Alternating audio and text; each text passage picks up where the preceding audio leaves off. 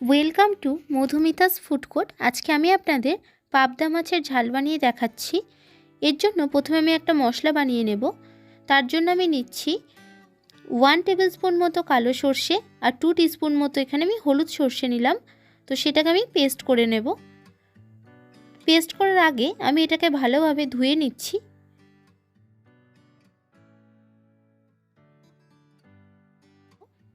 আর এর মধ্যে দিচ্ছি আমি 1 টেবিল স্পুন মতো পোস্ত দিয়ে এর মধ্যে সামান্য নুন এবং কাঁচা লঙ্কা দিয়ে এটাকে আমি বেটে নেব। তো এটা কাঁচা লঙ্কা এবং নুনটা অবশ্যই দেবেন, না হলে সর্ষেটা তেতো হতে পারে। এবং মাছগুলোকেও আমি নুন, হলুদ এবং সর্ষের তেল দিয়ে ম্যারিনেট করে নেব। সর্ষের তেলটা দিলাম কারণ এই আঁশবিহীন মাছ কড়াই দিলে অনেক সময় ছিটকাতে পারে গায়ে, তো তার জন্য আমি এটা সর্ষের তেল দিলাম।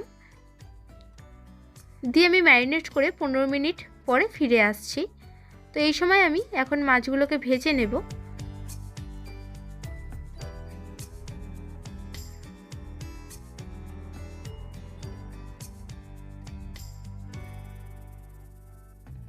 খুব সাবধানে ভাজবেন, নাহলে মাছগুলো ভেঙে যেতে পারে, যেহেতু খুব নরম মাছ এটা। আর বেশি লালচে করে ভাজার দরকার নেই, এরকম হালকা করে ফ্রাই করবেন, এতে টেস্টটা খুব সুন্দর আসে। তো মাছগুলো আমার মোটামুটি ভাজা হয়ে গেছে সব কটি। এরপরে আমি চলে আসছি আমার ঝালটা যে বানাবো তার জন্য কী কী লাগছে দেখুন। এখানে আমি তেলের মধ্যে দিয়েছি কালো সর্ষে এবং 2টো কাঁচা লঙ্কা দিলাম।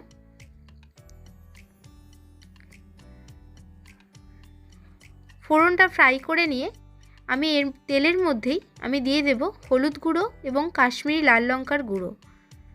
তেলের মধ্যে আপনি গুঁড়ো মশলাটা দিলে কালারটা খুব সুন্দর আসে।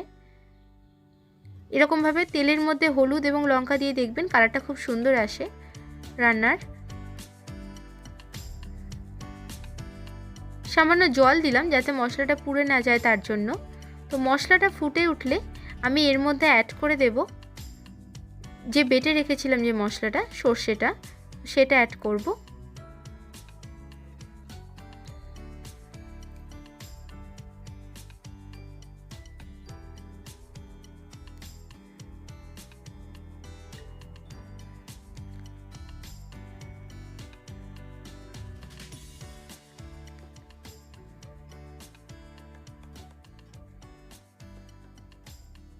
মশলাটা খুব সুন্দর ফুটে গেছে।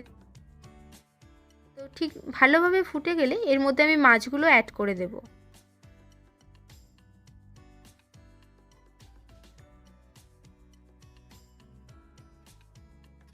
আপনারা যদি আমার চ্যানেলে নতুন হয়ে থাকেন, অন্যান্য রান্নাগুলো অবশ্যই দেখবেন এবং কেমন লাগলো সেটা আমাকে কমেন্টে জানাবেন।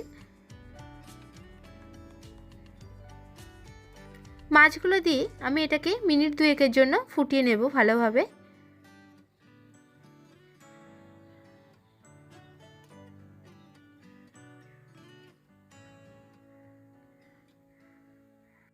আমার চ্যানেলে নতুন হয়ে থাকলে অবশ্যই আমার চ্যানেলটিকে লাইক, শেয়ার এবং সাবস্ক্রাইব করবেন এবং পাশে থাকা বেল আইকনটি প্রেস করে দেবেন।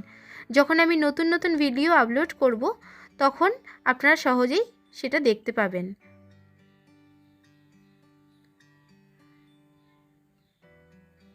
তো মাছের ঝালটা দেখুন এখন হয়ে গেছে এবং গ্রেভিটাও ঘন হয়ে গেছে। তো এই সময় আমি এখানে সামান্য ধনেপাতা এবং কাঁচা সর্ষের তেল ছড়িয়ে দেব, দিয়ে এটাকে নামিয়ে নেব। এটি গরম গরম ভাতের সঙ্গে এটা অবশ্যই একবার ট্রাই করে দেখবেন, দারুণ লাগে খেতে। তো বাই বন্ধুরা, ভালো থাকবেন, সুস্থ থাকবেন। আবার আসছি নেক্সট ভিডিওতে নতুন কিছু রেসিপি নিয়ে। ধন্যবাদ।